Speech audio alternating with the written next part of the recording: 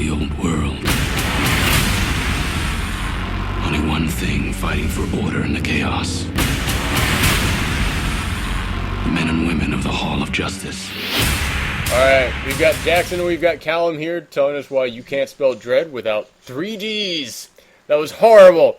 Just ignore that and go on. No, Aaron, it was dreadful. That actually worked. It's true. That's the worst part. It was dreadful.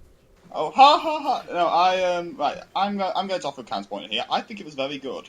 You're right. I like the fact that Avon Barksdale was in it. Playing Avon Barksdale. Let's start and tell everybody, Dredd, what's the movie about?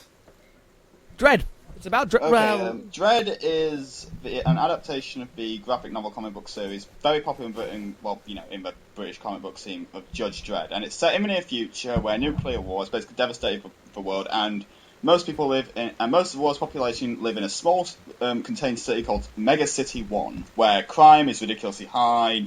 The poor get a lot bad over the upper class and all that, and the only people fighting for justice are the men and women of the Justice Department, who basically go around murdering people who break the law, or shoving them in ISO cubes the rest of their lives. However, you wouldn't really know about the movie, because the movie involves putting Judge Dredd with a new judge, literally her first day here, Judge Anderson, and sticking them in a big 200-floor building in order to go kill a drug dealer. You do actually know that stuff from the film, because it's very smart about the way it layers in its background. It doesn't shove it in your face. There's a 1-minute monologue at the beginning. There's a 1-minute monologue at the beginning where he's like, "This is Mega City 1. This is why we're in Mega City 1. We're not." It doesn't it gets it out of the way. It gets it out of the way fast. And there's a scene where the first scene with the new Judge Anderson, he's like, "We can only respond to 6% of crimes maximum. Which one are we going to do?" Holy shit! When you that's how it's a really shitty world that the judge. And it's really smartly brought up, like the way he, there's an opening chase showing just Dredd doing what he does best, killing motherfuckers, and it's not. It doesn't feel like exposition. It genuinely just feels like just little things dropped in. It's not like people are spouting all this at each other. They'd already know. It just genuinely feels like something that somebody would say. It feels honest, and that's what the best thing about Dredd. It's very honest. It's very real to its own world. Yeah. I'll say that. I'll get to this criticism later, Matt. But I would say that it's like its focus on the big building is both its greatest strength and its greatest weakness. But I'll get to that later. So, of course, the film is around Judge Anderson, who is a psychic and a slight failure of the Judge Academy, as in she failed her entry exam by 2 points or something. Yeah, they've given her a tryout day with Judge Dredd, where she'll basically accompany him and he will assess her as to whether she's worth being a judge or not. So they get called to the big complex, because there are 5 big complexes in Mega City 1 where just about 3/4 of the population live in each one of them. Actually, hold on. Called Peach Trees. Okay, go on. There's the way it introduces Dredd's character is really, really good. You have the scene with Dredd and Anderson at the beginning, the way they meet with this head judge type person or whatever, and you just know this guy is one cold motherfucker, because he's just like, he's just like, well, she missed the test, but she's a psychic, so we need her, so we're going to give her a chance. And he's like, he failed the test. She failed when the you test. say she's a psychic, can she read minds? Does she see into the future? Or? Yeah. No, she can read minds. It's not entirely clear at the beginning how far it goes, but you see throughout the movie the way her psychic powers work, and the way it handles that is one of the better parts of the film, because I didn't expect psychics going in, but when I got there I was like, holy shit. And that's why the film's a hard R, because there's an amazing scene later on with all the psychic stuff. Yeah. And also Dredd's character arc throughout the film, with the way he starts out like that. He doesn't change. He's still Dredd, but Dredd never changed. Dredd never changed from the comics. If Dredd changed, that would go completely against the source material. He does change. He doesn't change, but it is really smart about how it does a subtle character arc for a grim character. The film, technically, the villain's not. It's just a criminal. He's just a day on the job, but it shows. It shows how Dredd is a badass, but how Dredd is also still human, and it's really smart about that. It's really good. You can actually say that it's the most faithful comic book adaptation of anything in ages, because it literally just feels like something that could be ripped from there, just without any massive overarching plot. Yeah. So we get called to a big apartment complex called Peach Trees, which is run by Marmar, played by Game of Thrones and Terminator, Sarah Connor Chronicles, Lena Headey.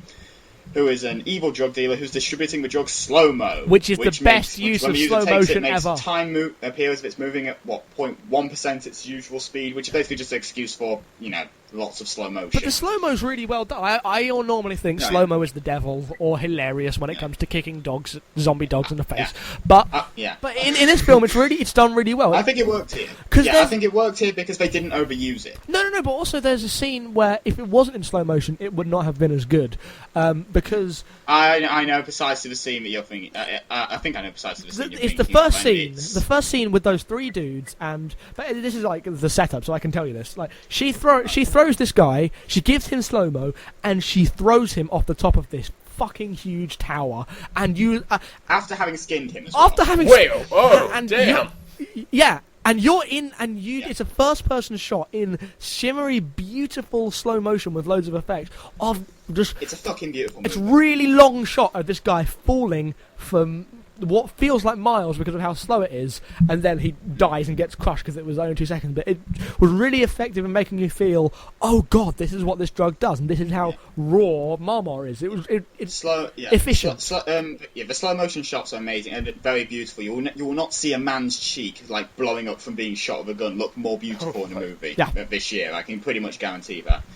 Yeah, and so then Dredd and Anderson respond to that call, whereupon Marmot locks down the entire facility and forces Dredd and Anderson to have to go all the way up to the top of the building and, either arrest her or more likely murder her because she sends hundreds of people, because she basically turns the entire apartment against them. Actually, no, that's how far we're going to go in terms of summary, because the rest is like... Yeah, it's all spoiler stuff, but yeah. It's all spoiler stuff, but it's like... the rest of the film isn't Dredd versus Marmot. It's Dredd versus staying alive. It's very much a survival film in that way. They're just trying to live. That's all they're trying to do. They're trying to live and follow procedure. He just wants to be a policeman because he is not justice above all. He is follow the rules above all. And the rules say, and you're outnumbered, you run. Which I thought was a very interesting thing because most people think of Dredd as a one-man army type. As a one-man army. Yeah, but he's not. Liam Neeson, essentially. Basically. And he is, but only when he has to be. When he's not has to be, he will do what he's told. He will retreat. And another thing I really like that. So yeah, go see Dredd, guys. It's great. Yeah, you should.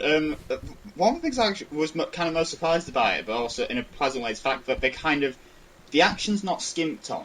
There are one or two extended one amazing action sequence, which I really don't want to spoil because it was fantastic.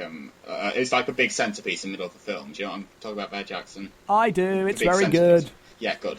But at the same time, it's definitely like a character piece. It slows down enough for you to be able to get a feel of the characters and a feel of like how things are going in the situation, which kind of surprised me a lot because I was kind of expecting that I'd walk into this, it'd be 90 minutes of wall-to-wall action with like no soul or no heart, and that'd be it. And it also showed me just like how strangely darkly funny the movie is. It's really funny. It is really funny. There's no ridiculously witty quips or. There's one. At the beginning. No, there's one in this scene. Oh shit! What's the line where he says one of the lines? Hot shot. Not I am the law, but there's another line that from the old film that he says in the middle of some fight, and I can't remember what it was, but it was hilarious. Yeah, but it's darkly fun. It doesn't stop in that sort of way. When they say lines, it's not like built up in a sort of let's stop the flow here so everybody can laugh. It's just like putting that, and it feels awesome. And also sometimes there's even one moment of brilliant physical shit where as they first head off into peach trees, this is only about like the first 10 minutes of the movie, so it's not this, but they come across a homeless man who's sat in the front there, and being homeless and living without home is a crime in Mega City 1, so Dredd warns him that if he's still there when he comes out, he's going into the ISO cubes. So they go in, they have this whole thing on the inside of him. Then they are about to leave, the guy's still there, so Dredd goes to arrest him, and then the building goes into lockdown, so then the guy is crushed by the door. Shit. By the door's locked.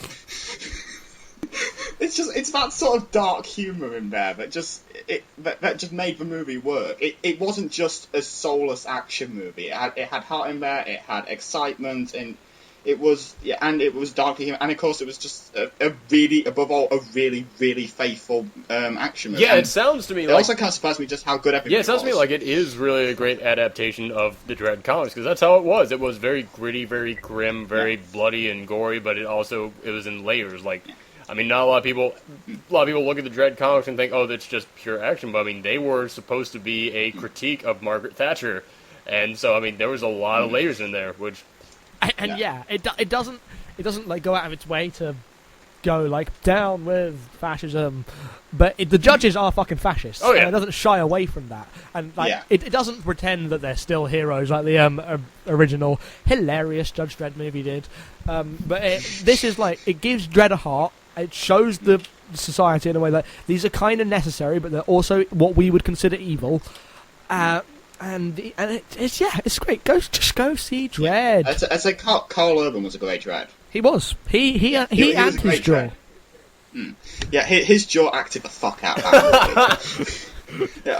Also, in case anybody, I know this has been repeated, but he keeps the helmet on. The only time the helmet is off is at the beginning of the movie, and that's when he's putting it on in the opening suit-up sequence, and you don't see his face.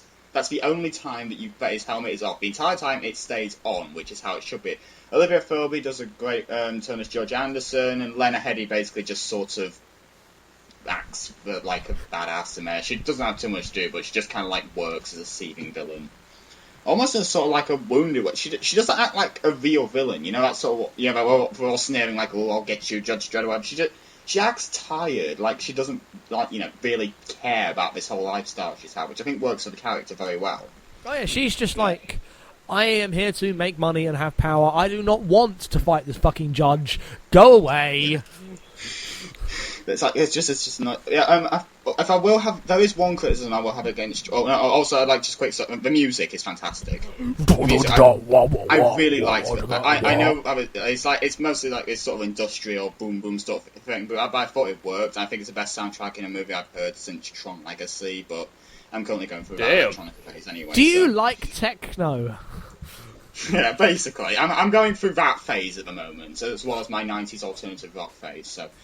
If there's one criticism I will have, it's that it's both the film's greatest strength that it just stays stuck to peach trees, because it makes it a great introductory film of showing this is a day in my life of the judges. That works. But at the same time, it introduces so many wonderful things on the fringes of the movie, like the actual universe of Mega City 1, and then the character in the ice, and then a big mid-film twist, which, of course, we're not spoiling here. That all hint like, oh, I'd love to see this. I'd love to see a movie outside of this, but of course the movie's focus stays rigidly to the building. It's both its biggest strength and its detriment. It's its strength because it keeps the movie focused and pacey, but it's its detriment because I want to see a movie that explores more of Mega City 1.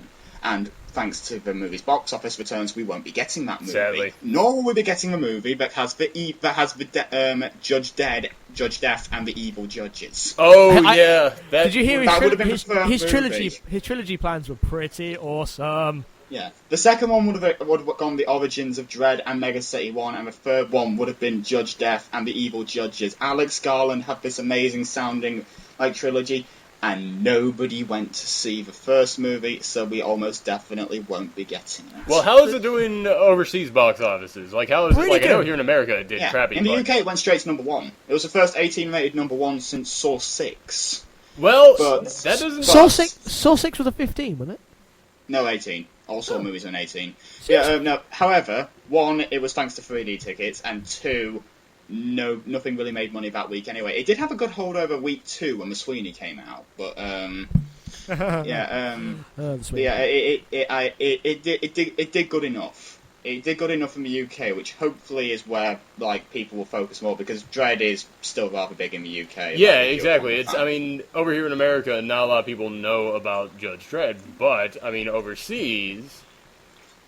It's so, over in Europe, it's so well known that I think, the overseas box office now does so much more business for people. Yeah, it's basically as important to the studios amount as the American box office. Yeah, especially exactly. China. So I wouldn't totally rule it out. I mean, we might at least be able to get maybe some kind of an animated straight to DVD kind of movie. I mean, a lot of people are doing that now.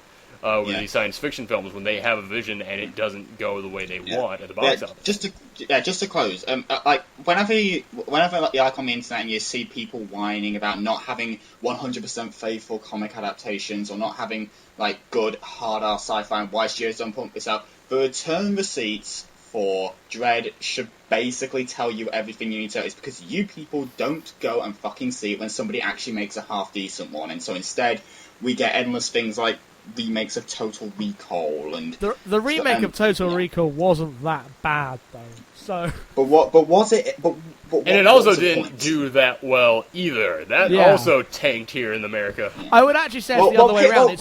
No. People are seeing Dredd as a remake of that awful film from the 90s. That is the problem. In America, that's what people see it as. They see it as being a remake of the crappy Sylvester Stallone film. Yeah. And it's no more a remake than Batman Begins. It's no more a remake than Batman Begins. Yeah, it's just an entirely different interpretation, but of course people have long memories, and everybody was burnt when they saw the Sylvester Stallone movie. I wasn't. That movie's amazing. Do you remember when Rob Schneider was in a Judge Dredd movie? I do.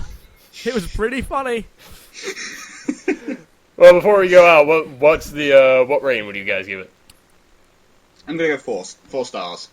Easily. I still need to see the Raid, but for now, this is my favourite action movie set in a bigger complex of the year. I would go 4 or 5, probably 4, because there wasn't any time that moment where I was like, oh my god, say the end of Chronicle, which is probably the best moment of the film this year. But I would go. Chronicle's in my top 5 definitely of the year. Chronicle is the best superhero film of the year. Sorry, Joss Whedon.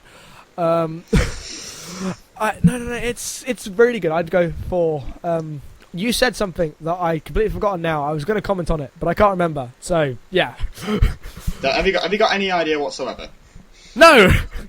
Was it on how bad of a judge Anderson has to be if she's a psychic and still fails the test? Yeah, I was thinking... Oh, no, actually, no, because that's... You know why. Because she is honest. She's not... She doesn't cheat. Oh. Her psychic powers are a choice, and... Which is beside... And she... Throughout most of the movie, and throughout just about all the movie, she stays as righteously good and that as humanly possible. So, well, if you had big ass Judge Dredd sitting next to you the entire time, I wouldn't even it's litter staying next to that dude. Not even with Dredd next to her. She knows what she has. She always knows what she's doing too. Yeah, she knows what she's doing, and whilst Judge Dredd is follow the law to the letter, she is. Also, without spoiling it, Anderson has this amazing part. The film, I'm trying to avoid put this in Vegas stuff. The film sets up this big fight with Anderson. The film sets up this big fight, but it manages to then circumvent because the film remembers that somebody has an actual ability that they're not an idiot enough to not use. No, it's really good. It's really good. Yeah, it's a fantastic movie. It's also one of the goriest films that I've seen in quite some time. All right. Oh, that was it. It's way better than The Raid. The Raid is bad. Dredd is good, because The Raid doesn't have any character, really, whereas Dredd is full of character, and that's why you care. Go see Dredd. Yeah, go see Dredd. I want my Judge Death movie. Negotiations over. The sentence is death.